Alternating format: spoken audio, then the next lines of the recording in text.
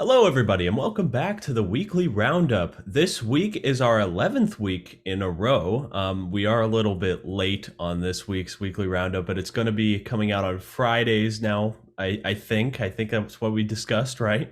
Yep. That's Fridays is the decision. That's what we're going for.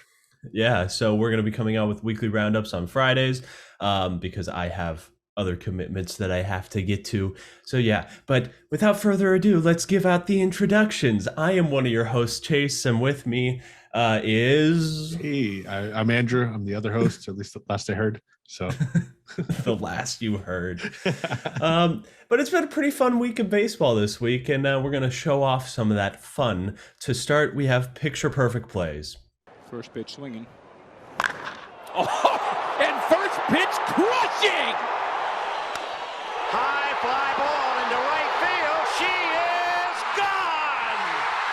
Fly ball, well tagged this time, and Junior going back to the track. The wall makes the leap and makes the catch! Amazing catch by Junior as he takes a home run away from Luis Gonzalez. My, oh my!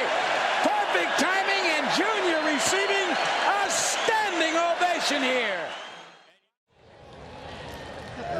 It seems like Yoshi's had a pretty good eye, hasn't it? Yeah. Oh, yeah. He's been. I like this matchup. Yep. Fly ball to right field. Did he do it? Yoshi Tsutsugo has walked it off. So to start us off, we have Yoshi Tsutsugo's walk-off home run outside of PNC Park, or the ball flew out of the stadium. I should have said it like that. I don't know why I said it weird.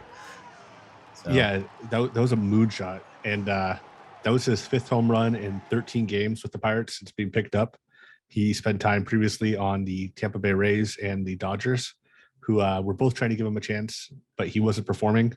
So I think any type of front office, if you're looking at players, a player that goes through the Rays and then Dodgers in order is probably a good player to pick up. Yeah, I mean, they were expecting so much out of Yoshi Tsutsugo when they brought him up out of Japan, right? Yeah, because he was a 40+ home run guy in Japan. Just he was hitting like 330 with 45 home runs and 1,000 OPS. Yeah, but he just wouldn't perform with the Rays and with the Dodgers. But now he's with the Pirates and he's showing up a little bit. Yeah, it might be easier for him to perform when there's no fans around. So, yeah, that's a good point. Do you have anything else to say on Yoshi Tsutsugo? I mean, no, I'm going to be watching him closely. 5 home runs in 13 games is a great way to start your career with a new team. Yeah. And then he's going to be a free agent after this year, so it'll be interesting.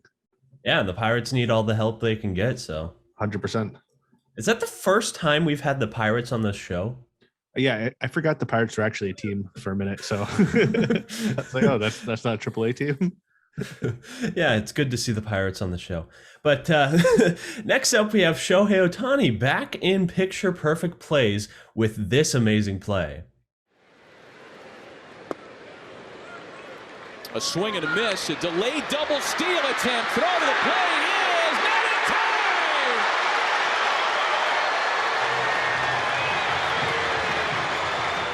So as we can see there, Shohei Ohtani stole home. A pitcher stealing home. It may have been a double steal, but he did still steal home. Yeah, no, a double steal, still steal, and he is the first pitcher since Doug Dreifert back with the Dodgers in the early 2000s to steal home and win a game within the same year. That's crazy. Yeah. I mean, you'll never see anything like this for a number of years to come, unless this is just bringing on the whole entire two-way player movement. Yeah, exactly. I don't think you were alive the last time it happened. I don't think so. Like, when were you born? I was born in 2003. Yeah, I think the Dreifert one was 2002. So it's just old. Yeah. And I'm not very old. Another great play from this week was this one. Oh, what a play here. From his knees, got him the stretch at first by Goldie. We have Nolan Arenado making this insane diving play. He just came out of nowhere to snag this ball away. it looked like it was already going to be in left field, but he just dives and makes this amazing diving grab. Yeah, I'm so glad that he's in the NL Central. I'm a Padre fan, so I watched him do that for years against the Padres. Mm-hmm. With the Rockies, he was just a highlight reel. Yeah, just it wasn't like it was like once a week. It was every game. Yeah, it was.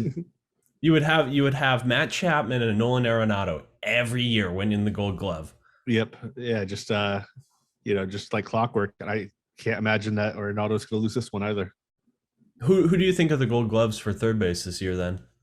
I mean Chapman, it's hard, because for whatever reason Gold Glove is usually tied to offensive performance, even though it shouldn't be.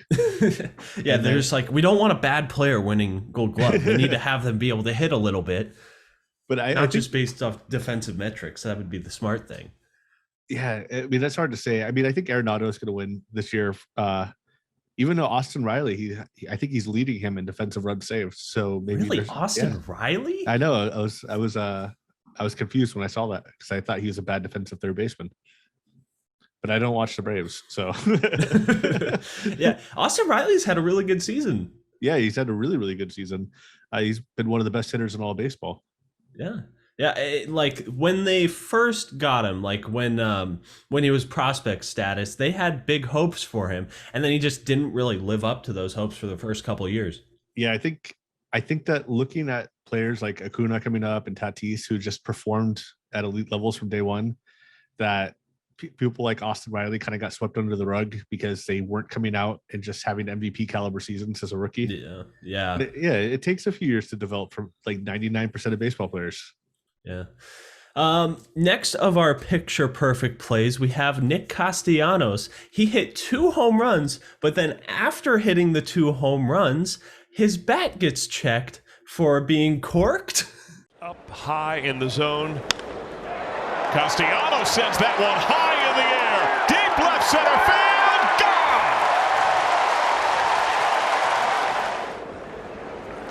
Gone! Castellanos drills it. Left center field, gone! Grand slam!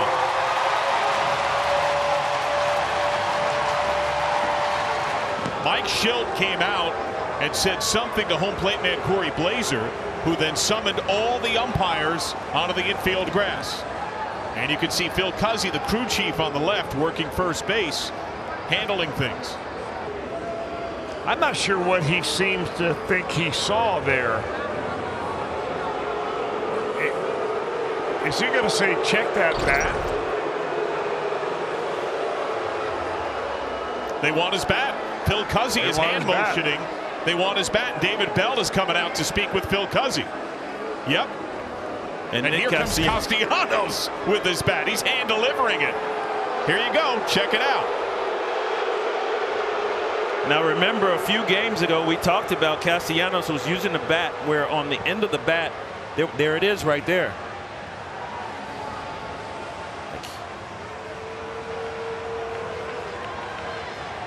Castellanos has been using this bat for several days. Yes, he has.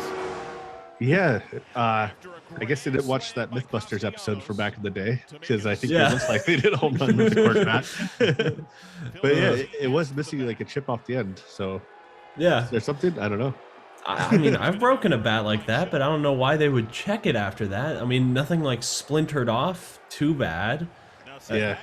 No, I think the Cardinals were just hurt that they allowed 2 home runs in the first 2 innings. There's like, he had 2 home runs off of us. There's no way. That's not possible. A guy can't be that good. Yeah, they're reacting like the neighborhood kid who's just upset that his first wiffle ball pitch got hit for a home run. Yeah. I just realized I didn't tell anybody why I'm sitting in a void today. So the next weekly roundup, I will be in my new house. So be on the lookout for that. It should be better lighting, better studio stuff, better room, I guess. I call my room my studio because that's where I do all my stuff. But sorry, I just noticed that I had to say that because it's kind of weird not seeing anything behind me, and it might be a little echoey in here now. Yeah, he actually had to sell all of his items so he can maintain his Mountain Dew addiction. So How did you know? Next up on Picture Perfect Plays, we have Abraham Toro. He hit a grand slam off Kendall Graveman. Kendall Graveman was the guy that the Astros got from the Mariners for Abraham Toro. So the storylines are active. So the two men once traded in part for one another. Who will get the best of this battle? Healthy fly ball gives the Mariners the lead.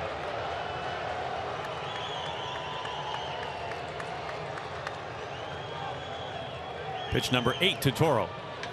He drills this. Drilled and crushed, and this is gone! Grand slam!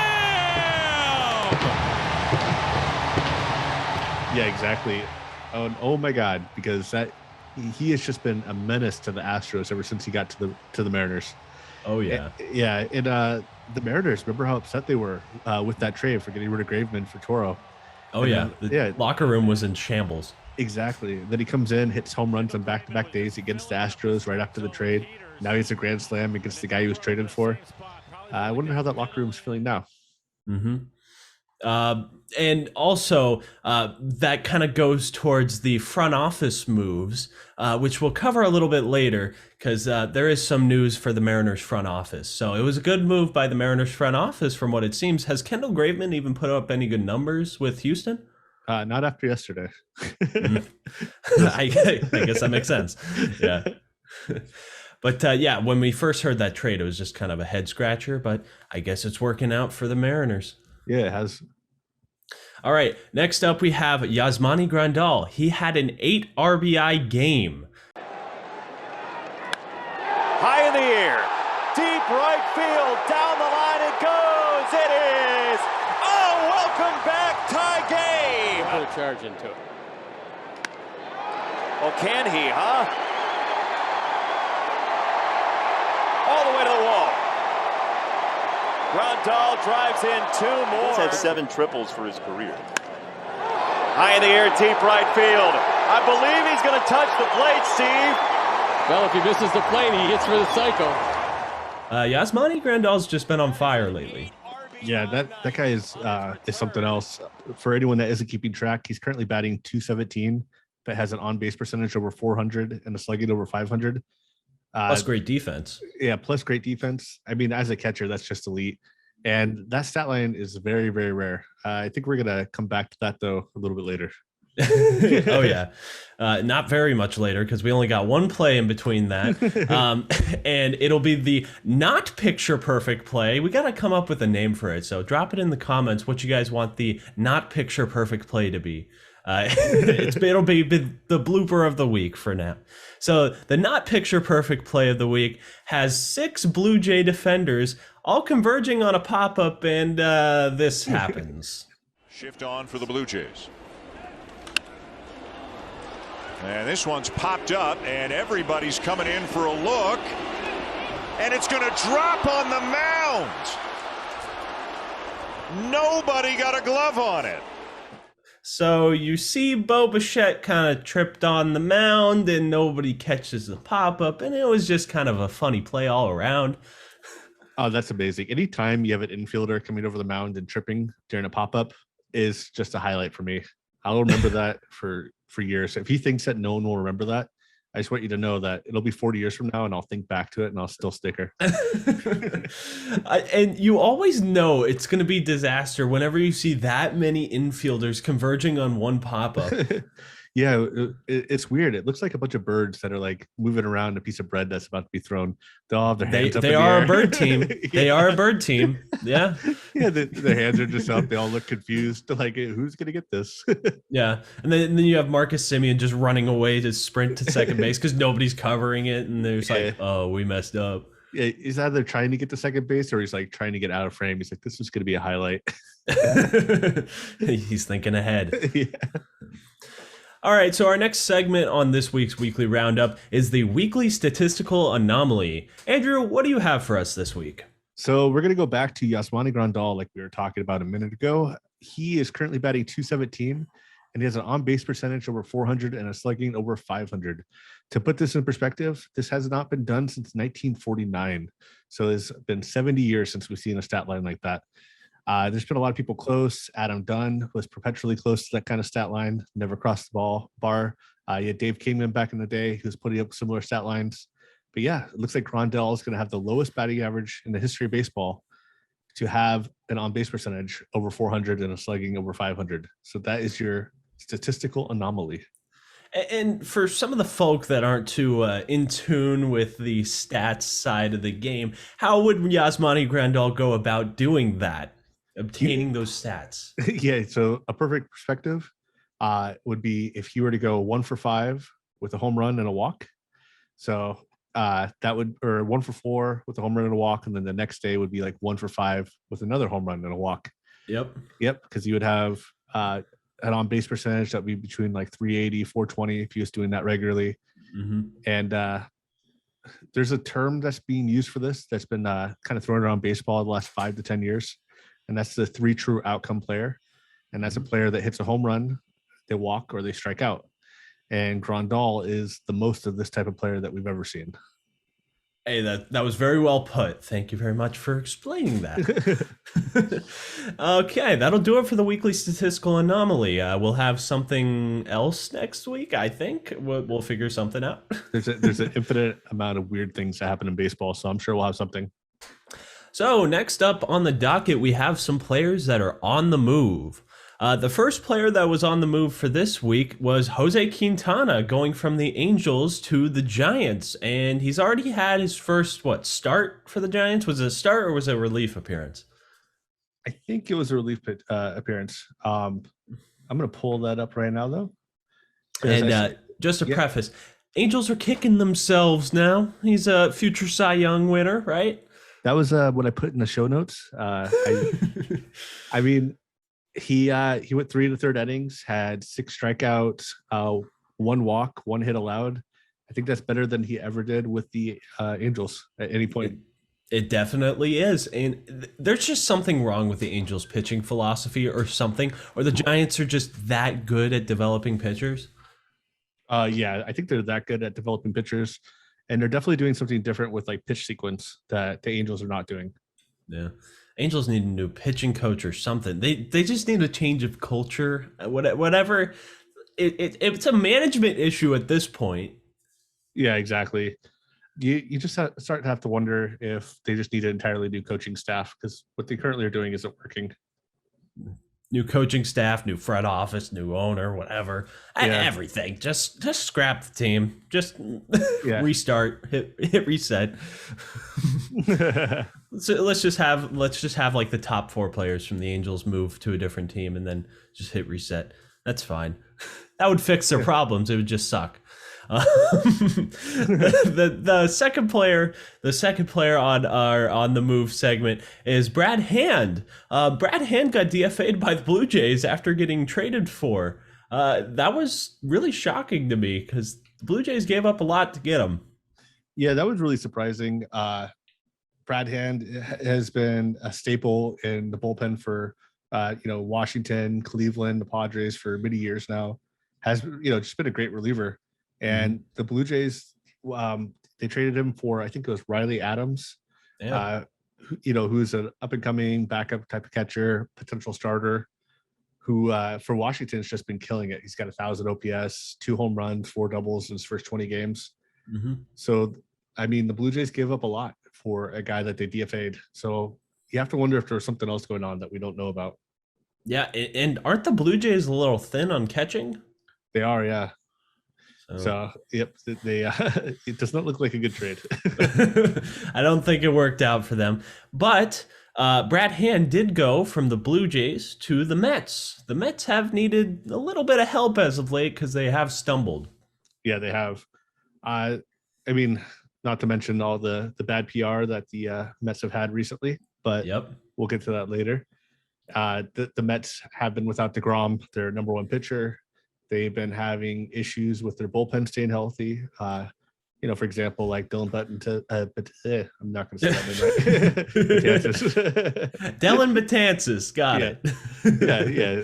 He has never been able to stay healthy, for example. So we'll see what happens with Brad Hand. It might be another Jose Quintana situation. Hey, anything's better than Jose Quintana with the Angels. Yeah. But going back to what you said about the Mets drama, this is going to transition into our announcements part. The Mets, they've been in the news for multiple dramas throughout the week. If you want to elaborate.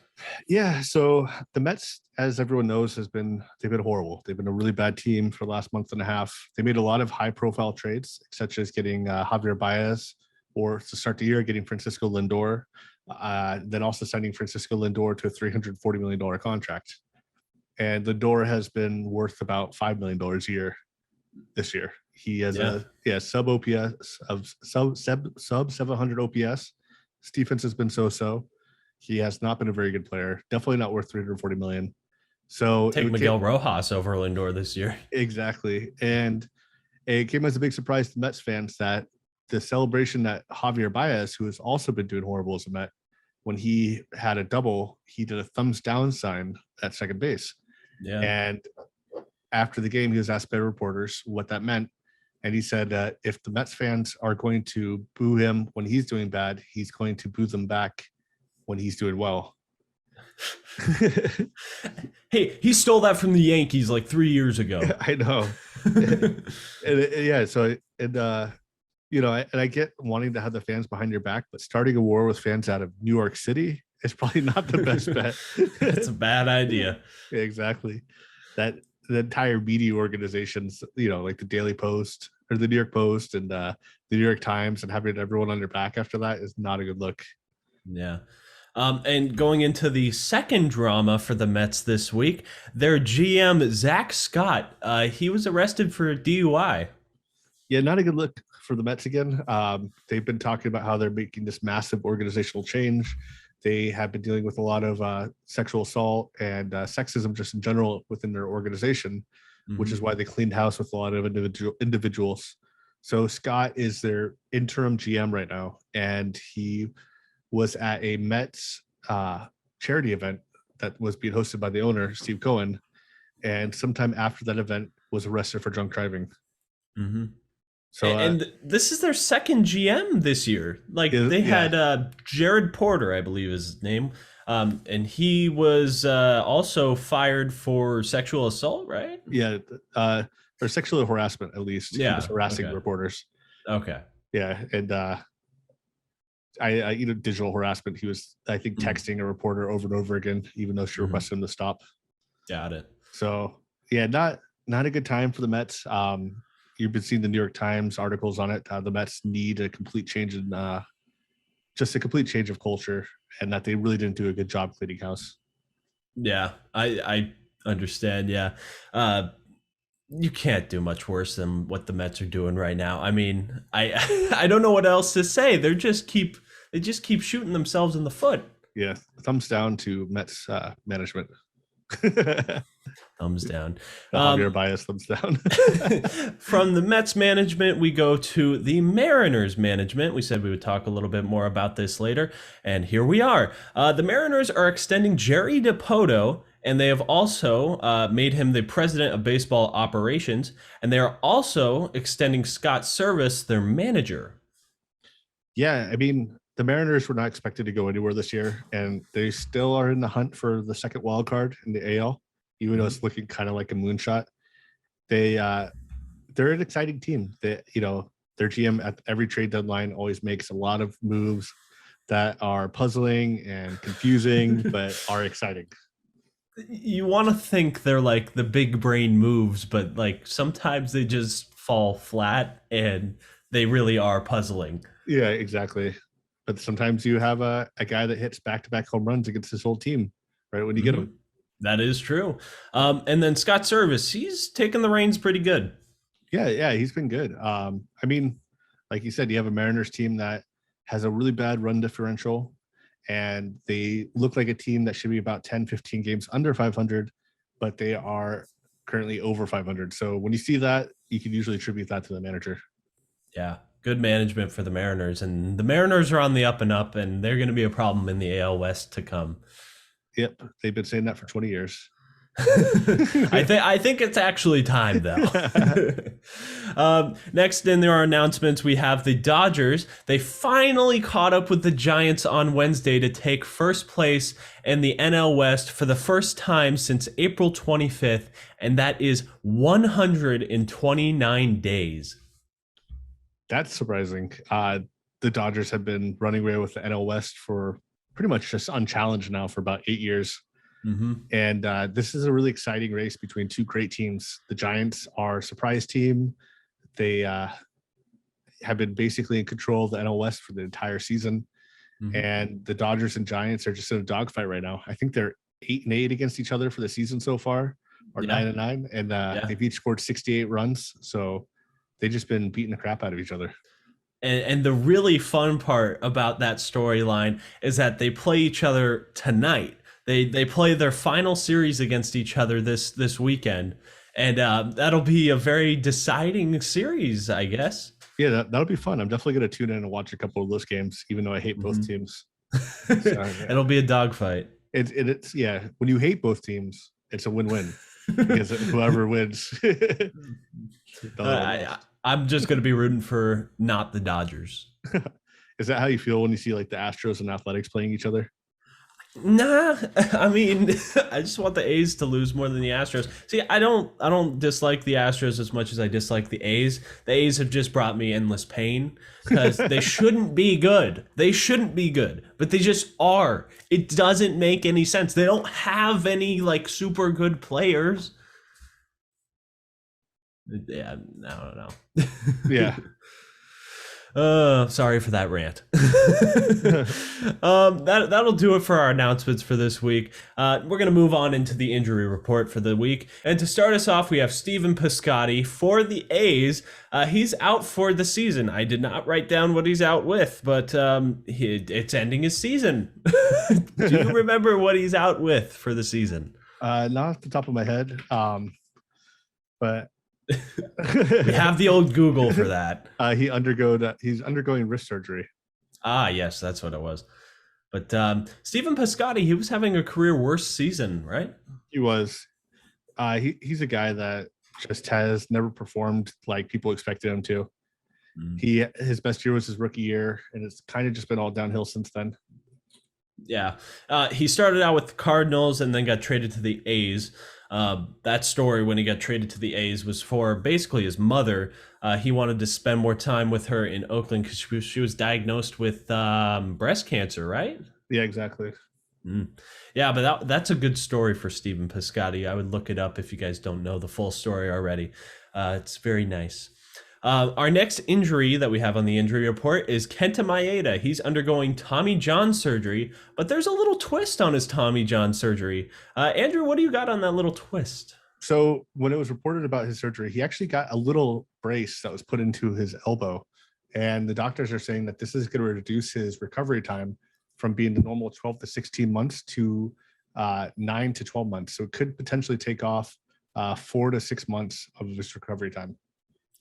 That's just huge news for the medical baseball world, like the medical and baseball overlap, because like Tommy John surgery is just a death sentence for pitchers pretty much. Yeah. For example, if someone were to get surgery right now, the most likely case is that they wouldn't be back at all next year and that they would be barely coming back for the rehab starts at the start of the 2023 season. But with this news, Maeda could potentially be back by next June. It's just keeping the pitchers healthier. I don't know how you would say healthier when they're getting Tommy John surgery, but it's shortening the recovery time, which is keeping the product on the field. Yeah, exactly. I guess that's the best way I can put it. Nobody likes seeing Tommy John surgery, so hopefully this will help. Hopefully we get more stuff like this for like ACL tears too. Yep, 100%. I would love to see it. The next person that we have on the injury report is Patrick Sandoval. Like you said, angel every week. Always have to have one. We have Patrick Sandoval. He is officially out for the season with a stress fracture in his back. Yeah, I guess that's what you get for carrying the pitching rotation. Yeah, it is. I'm surprised Shohei doesn't have any problems with his back yet. I know. I guess if you carry the batting and the pitching, it kind of like cancels each other out, like adding negatives. But I hope they caught it early enough to where it won't hinder him coming back. I'm pretty sure they said he's going to be ready for spring training next year. But stress fracture in the back, that does not sound good. No, it doesn't. No, it doesn't. I don't know, like, how painful that would be. I don't know how much he could feel it, but geez. Patrick Sandoval, get well soon. Yeah, get well soon. Next up, we have Wilson Ramos. He had his third ACL tear. His third. That's really rough for a catcher. It's going to be hard for him to come back from that. Yeah. I think this might spell the end of his career soon. I mean... Yeah, his stats were already on the decline. Catchers, as you know, are heavily reliant on their knees, obviously. So a third ACL tear, not a good look, but I hope he gets well soon. Yeah. Wilson Ramos, get well soon. Get well soon. Yeah. And then we have Cole Hamels. He is attempting to make another comeback after getting injured before he was even able to make his first start with the Dodgers. I think this technically qualifies as his first comeback since he never made it. He never actually came back the first go around. Yeah. So it was a setback within his first comeback. So I think we gotta adjust the verbiage on that. Yeah. Do you think he actually will be able to make a successful comeback here? I have no idea. No, I'm gonna go ahead and say no. I mean, that's fair. He is aging and he is going through a season-ending injury already. So, and I don't know how many teams are going to be willing to take a flyer on him. Yeah, I don't know. I'm not even sure if he's still with the Dodgers or not. I don't think he is. I think it was a 1-year contract. Yeah, but it was this year. Like, is he it was this year. So I'm pretty sure the contract's void. Yeah. So, Cole Hamels, get well soon, and good luck on the comeback, man. Yeah. And the second to last thing we have on the injury report is Zach Britton. We talked about him a couple weeks ago, and he is confirmed to have he's going to undergo elbow surgery. Zach Britton can't stay healthy either, right? Nope.